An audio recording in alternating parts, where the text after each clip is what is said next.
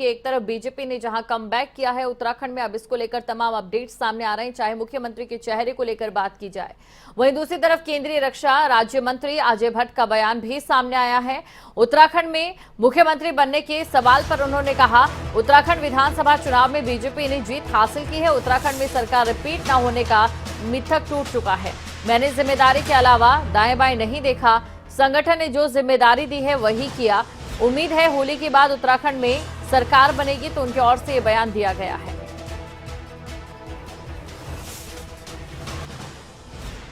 उत्तराखंड ने इस बार जो विजय प्राप्त करी है वो मिथक भी तोड़ा है, क्योंकि वहां एक बार कांग्रेस एक बार भारतीय जनता पार्टी आती है ये कहा जाता था, लेकिन इस बार मिथक टूटा, हर किस्म के मिथक टूट गए। शिक्षा मंत्री के बारे में कहते थे वहां नहीं जीतेंगे, लेकिन हमारे शिक्षा मंत्री भी इस बार जीत गए। सारी चीजें एक साथ हुई है और मोदी जी का जादू था लोगों के ऊपर। दूर दराज के गांव में भी जैसे बस्ते लगते हैं तो हाथ जोड़ के लोग कार्यकर्ता दूर से कहते हैं हमें वोट देना, हमें वोट देना। वृद्ध माताएं खुलेआम और हमारी बहनें वो भी खुलेआम, बस ठीक है मोदी जी के हैं, हम इतने खुले बोल रहे थे, मोदी जी को दे रहे हैं।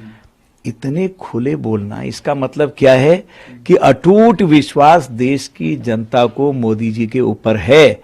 इसीलिए चारों राज्यों में भारी बहुमत से हम विजयी हुए हैं। नहीं, ऐसा कहीं नहीं है। मुझे मेरे संगठन ने आज तक जो जिम्मेदारी दी है उसी पर मैं काम करता हूं, दाएं बाएं देखा नहीं है मैंने। ये वैसे भी विधानमंडल दल में बैठक में विधायक गण अपना नेता चुनते हैं और माननीय विधायक गणों के द्वारा जो नेता चुना जाता है वो सेंट्रल पार्लियामेंट्री बोर्ड में अप्रूव होने के लिए आता है। जब उस पर यहां से मोहर लगती है तब फिर वहां घोषणा की जाती है। तो इस तरह से ये प्रोसीजर है। नाम तो चलते रहते हैं, कहीं पर किसी का, कहीं पर किसी का, कहीं चला देते हैं, कहीं चल जाता है, कहीं मीडिया में आ जाता है। तो इससे कोई नहीं, यहाँ का प्रोसीजर बिल्कुल अलग है और कहीं से कहीं तक ऐसा किसी के मन में भी नहीं है कि कोई वहां पर मुख्यमंत्री आए। ये किसी के मन की बात नहीं है। जिसको पार्लियामेंट्री बोर्ड माननीय विधायक गण चुनेंगे वही हमारे माननीय मुख्यमंत्री होंगे। मैंने अपनी जिम्मेदारी के अलावा दाएं बाएं नहीं देखा, तो कुछ इस तरीके का बयान निकलकर सामने आया जब उनसे मुख्यमंत्री बनने का सवाल किया गया। राव शफात अली हमारे ब्यूरो चीफ हमारे साथ जुड़े हुए हैं, तो सीधा उनके पास जाते हैं और उनसे समझते हैं। राव शफात अली, क्या संकेत अपने इस बयान के जरिए देते नजर आ रहे हैं?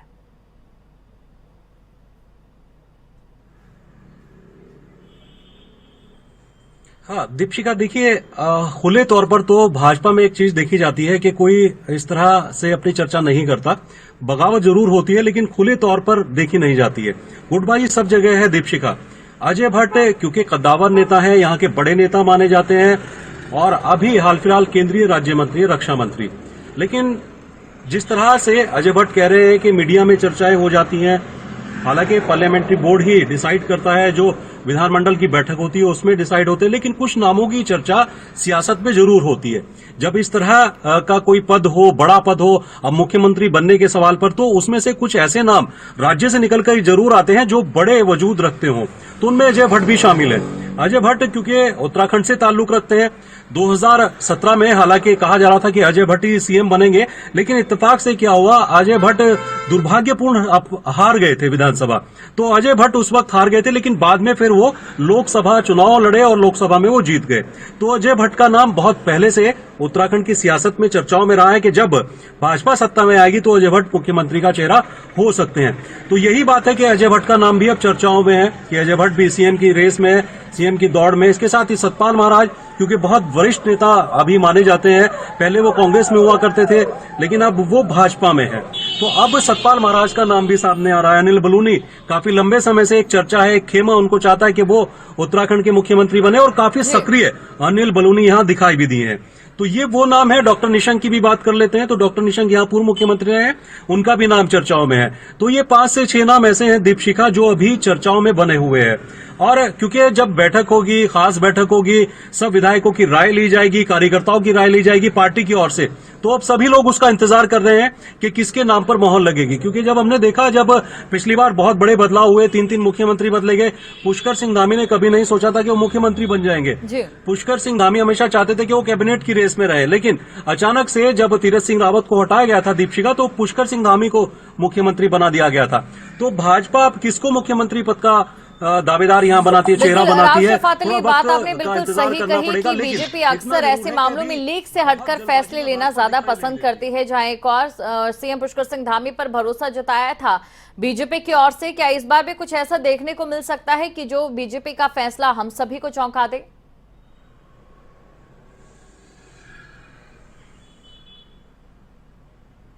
हाँ दीपशिखा, देखिए जो मैंने बताया कि पुष्कर सिंह धामी क्योंकि भले ही अपनी सीट को हार गए हो, लेकिन वो प्रचंड बहुमत के साथ अपनी सरकार को लाने में कामयाब रहे, तो ये श्रेय उनको मिल सकता है। और पार्टी के जो कुछ बड़े नेता हैं उनका सकारात्मक रुख है पुष्कर सिंह धामी की ओर।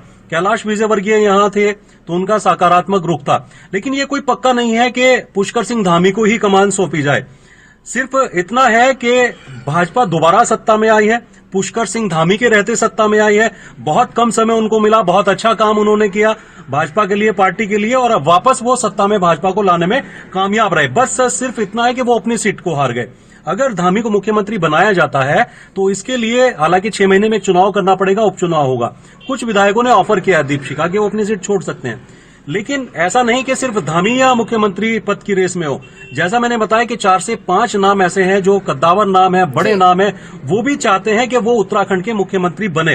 हालांकि साफ तौर पर, सीधे तौर पर वो नेता इस बात से इनकार करते हैं कि ये फैसला पार्टी का है, लेकिन पार्टी से अलग जो सियासी चर्चाएं हैं उनमें ये नाम शामिल हैं जिनका नाम मैंने अभी जिक्र किया। बिल्कुल राव शफात अली, चर्चा हमारी जारी रहेगी और आगे भी हम आपसे जानकारी लेते रहेंगे। बने रहिए आप हमारे साथ, क्योंकि इसी बीच दर्शकों को एक और बड़ी खबर बता देते हैं। देहरादून से कांग्रेस के प्रदेश अध्यक्ष गणेश गोदियाल ने प्रेस कॉन्फ्रेंस की है। प्रेस कॉन्फ्रेंस कर गणेश गोदियाल ने कांग्रेस की हार की जिम्मेदारी ली। हम जनता को हकीकत समझाने में नाकाम रहे, जनता के पास अच्छा मौका था जो हाथ से चला गया। हम जो भी मुद्दे लेकर आगे बढ़े थे, अब 5 साल तक संघर्ष करेंगे। गणेश गोदियाल ने बीजेपी को जीत की शुभकामनाएं भी इस दौरान दी। विपक्ष सदन में जनता की आवाज बनेगा, तो ये तमाम बातें उनकी ओर से कही गई। प्रदेश की जनता का बहुत आभार और हम अपनी कमियों को दूर करेंगे। तो गणेश गोदियाल की ओर से जो जनादेश है उसे एक्सेप्ट जरूर किया गया है यहां पर, लेकिन साथ ही निशाना भी साधा गया है बीजेपी पर। 40,000 का वोट है, जनता ने अपने वोट का उपयोग किया। कोई बात नहीं, हमारे पक्ष में परिणाम नहीं आया, लेकिन हमको इसको खुशी से स्वीकार करना है। विपक्ष को जीत पर बधाई देता हूं, सरकार बनाने की बधाई देता हूं। अच्छी सरकार बनाए, खनन से ध्यान को हटाकर इस प्रदेश के बेरोजगार के हित पर ध्यान दें और इस प्रदेश को बेहतरी की ओर ले जाएं, ऐसी उम्मीद करते हैं। प्रदेश की जनता के सामने एक बहुत ही बेहतर विकल्प था, एक सुनहरा मौका था, जो मौका हाथ से गया है।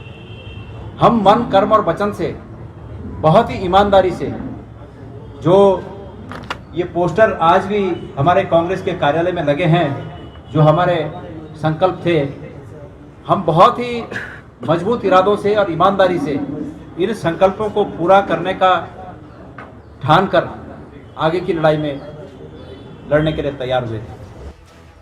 तो कुल मिलाकर देखिए, हार और जीत का सिलसिला तो चला रहता है, लेकिन इसी बीच बयानबाजी भी तेज है। राव शफात अली हमारे ब्यूरो चीफ हमारे साथ बने हुए हैं, तो सीधा उनके पास चलते हैं।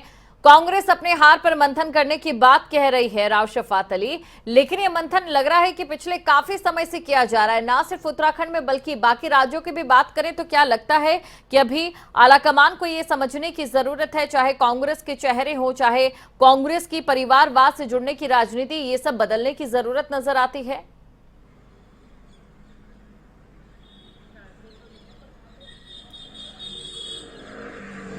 हाँ दीपशिखा, देखिए जब पार्टी हार जाती है तो मंथन एक लाइन वाला शब्द हो जाता है कि मंथन हम करेंगे, लेकिन उत्तराखंड में जिस तरह की गुटबाजी है उसको रोकना पड़ेगा कांग्रेस को, क्योंकि कांग्रेस को बहुत बड़ा खामियाजा उठाना पड़ा है उत्तराखंड के अंदर। चुनाव से पहले ही सीएम फेस को लेकर के गुटबाजी थी, प्रदेश अध्यक्ष को लेकर के गुटबाजी थी, ये बड़ा खामियाजा उठाना पड़ा। बार बार प्रत्याशियों के नाम बदले गए, इसमें जनता ने नकार दिया।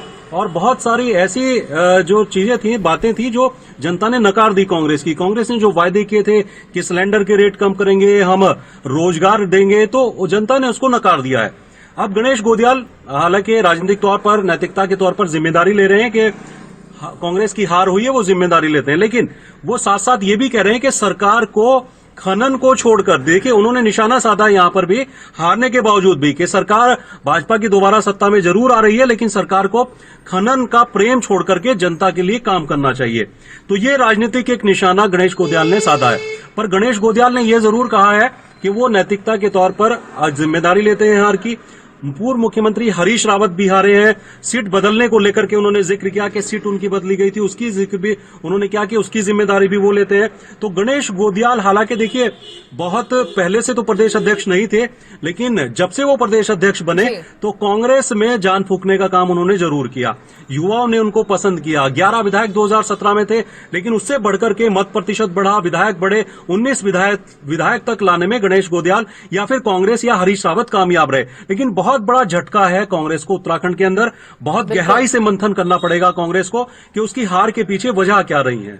बिल्कुल, और वरना इस तरीके के जो जनादेश है वो कहीं ना कहीं गुटबाजी पर मुहर यूं ही लगाते रहेंगे। राव शफात अली, शुक्रिया हमारे साथ जुड़ने के लिए, तमाम जानकारी को दर्शकों तक पहुंचाने के लिए।